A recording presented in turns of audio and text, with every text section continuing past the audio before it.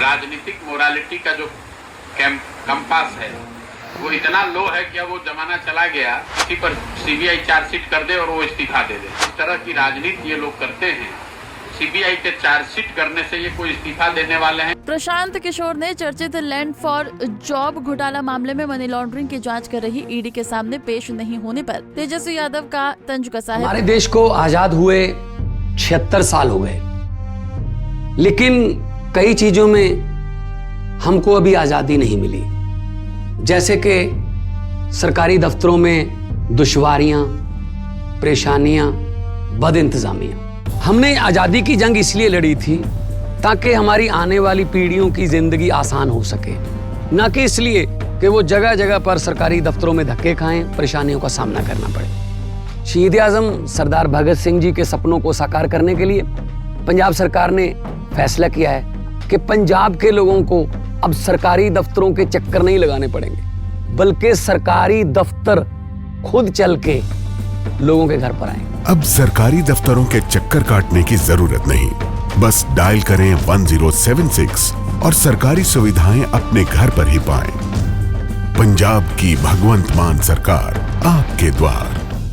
प्रशांत किशोर ने तेजस्वी यादव पर चल रहे भ्रष्टाचार के मामलों की जांच कर तंज कसते हुए कहा कि राजनीतिक मोरालिटी का जो कंपास है वो इतना लो हो गया है कि वो जमाना चला गया कि किसी पर सीबीआई या कोई भी जांच एजेंसी चार्जशीट दायर कर दे और कोई इस्तीफा दे दे। मुझे तो नहीं लगता कि जिस तरह की राजनीति ये लोग कर रहे हैं उस हिसाब से सीबीआई के चार्जशीट करने पर ये इस्तीफा देने वाले हैं या पद छोड़ने वाले हैं।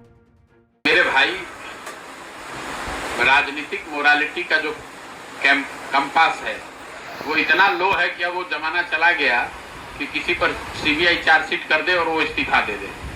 तो मुझे तो नहीं लगता है कि जिस तरह की राजनीति ये लोग करते हैं, सीबीआई के चार्जशीट करने से ये कोई इस्तीफा देने वाले हैं या पद छोड़ने वाले हैं। जहां तक सरकार की स्थिरता का सवाल है, मेरी जो थोड़ी बहुत समझ है, मैं नहीं समझता हूं कि लोकसभा चुनाव से पहले कोई बड़ा परिवर्तन यहाँ होने वाला है।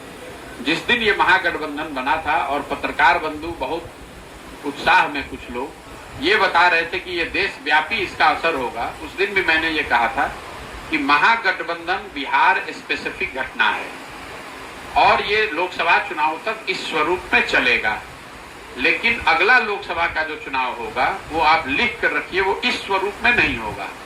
और मेरी बात ऑलरेडी चरितार्थ होनी शुरू हो गई। मांझी जी एक आदमी निकल गए, कुशवाहा जी निकल गए। प्रशांत किशोर ने आगे कहा कि जहां तक बिहार सरकार की स्थिरता का सवाल है, लोकसभा चुनाव 2024 से पहले कोई परिवर्तन बिहार में होने वाला है। उन्होंने कहा कि सरकार चलाना एक बात है और साथ मिलकर राजनीति करना अलग बात है। दलों का गठबंधन आपस में बैठकर राजनीति कर ले, चुनाव लड़ ले, ये संभव नहीं है।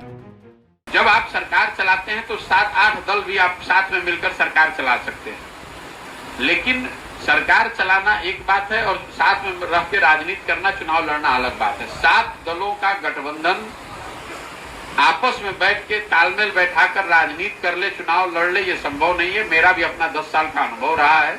आप इतने लोगों की आशाओं अपेक्षाओं को एकोमोडेट कर ही नहीं सकते हैं। तो लोकसभा का चुनाव होगा, एक और महागठबंधन है, भाजपा वाले जो कर रहे हैं वो करें।